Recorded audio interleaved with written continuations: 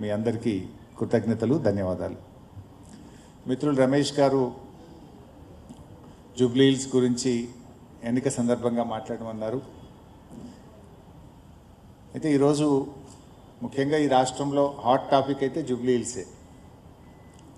మిత్రులు మాట్లాడుతూ ఎన్డీఏ ఏడాది పాలన, రాష్ట్ర ప్రభుత్వానికి కూడా 2 ఏళ్ల పాలన, దీని గురించి కూడా మాట్లాడమన్నారు. Of course both are linked with Jubilee Hills. ముఖ్యంగా జూబ్లీ హిల్స్ ఎన్నిక అనేటువంటిది 4 లక్షల మంది జూబ్లీ హిల్స్ ప్రజల భవిష్యత్తే కాదు, 4 కోట్ల ప్రజల భవిష్యత్తు. 4 కోట్ల మంది ప్రజలు కూడా ఈరోజు జూబ్లీ హిల్స్ వైపు చూస్తూ ఉన్నారు.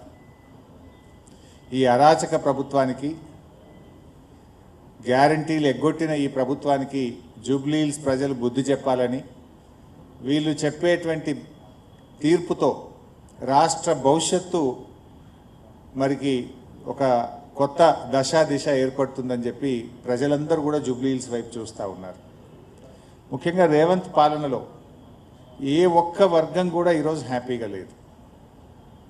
అది కార్మికులైనా, పారిశ్రామికవేత్తలైనా, అది ఆటో డ్రైవర్లైనా, ట్యాక్సీ డ్రైవర్లైనా, చిరు వ్యాపారులైనా, అన్ని వర్గాలు కూడా ఈరోజు రేవంత్ పాలనలో ఇబ్బంది పడుతున్నటువంటి పరిస్థితి మనం చూస్తూ ఉన్నాం.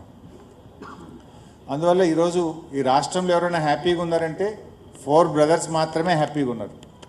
4 బ్రదర్స్ తప్ప 4 కోట్ల ప్రజల్లో ఇలా అసంతృప్తి ఉన్నది. ఇచ్చిన ఏ గ్యారంటీలు అమలు కాలేదు. ప్రజలకు ఇలా ఒక బ్లాక్మెయిల్ రాజకీయం రాష్ట్రంలో చూసినట్టయితే ఒక అరాచక ప్రభుత్వం రాజ్యం వెళ్తున్నటువంటి పరిస్థితి. ఈ అరాచకత్వానికి బుద్ధి చెప్పాల్సిన అవసరం ఉంది.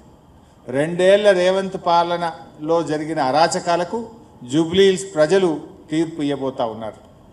ఎందుకంటే ఇక్కడ మనం ఈ కాంగ్రెస్ను ఓడించకపోతే మరో 3 ఏళ్ల పాటు ఈ రాష్ట్ర ప్రజలు నరకయాతన అనుభవించాల్సి ఉంటుంది. కేసీఆర్ పాలనలో వికాసం, రేవంత్ పాలనలో 2 ఏళ్ల పాలనలో ప్రజలకు విధ్వంసం తప్ప మిగిలింది ఏం లేదు. నిజానికి చెప్పుకోవడానికి ఒక్కటి కూడా లేదు, ఏ ఒక్కటి కూడా జరగలేదు.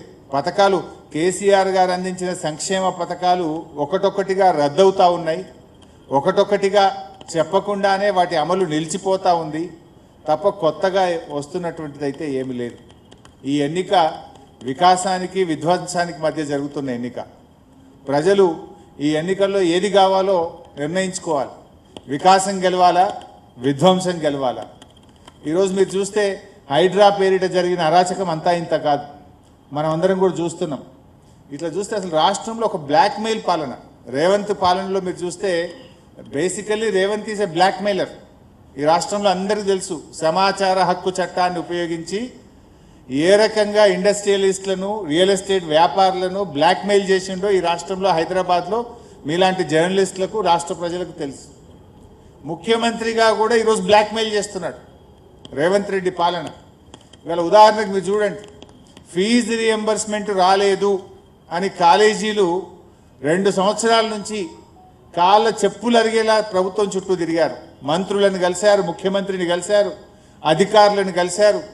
ఇంకా మేము మా ఉద్యోగుల జీతాలు ఇవ్వలేకపోతున్నాము, కరెంట్ బిల్లులు కట్టలేకపోతున్నాము, ఈ కాలేజీలు మేము నడపలేము అని నిరవధిక సమ్మెకు కాలేజీలు పోయారు. నిరవధిక సమ్మెకు పోతే ఆ కాలేజీల మీద విజిలెన్స్ దాడులు చేపిస్తున్నాడు రేవంత్ రెడ్డి. పోలీసులను పంపించి కాలేజీల యాజమాన్యాన్ని భయభ్రాంతులకు గురి చేస్తున్నాడు రేవంత్ రెడ్డి. పైసలు ఇయ్యవైతివి, కనీసం సమ్మె చేసే హక్కు కూడా లేదంటే ఇది బ్లాక్మెయిల్ కాకపోతే ఏంటిది రేవంత్ రెడ్డి గారు? నువ్వే చెప్పినావు దసరాకు 600 ఇస్తా, దీపావళికి 600 కోట్లు ఇస్తా అన్నావు, మరి ఇయ్యలేదు కదా. చూశారు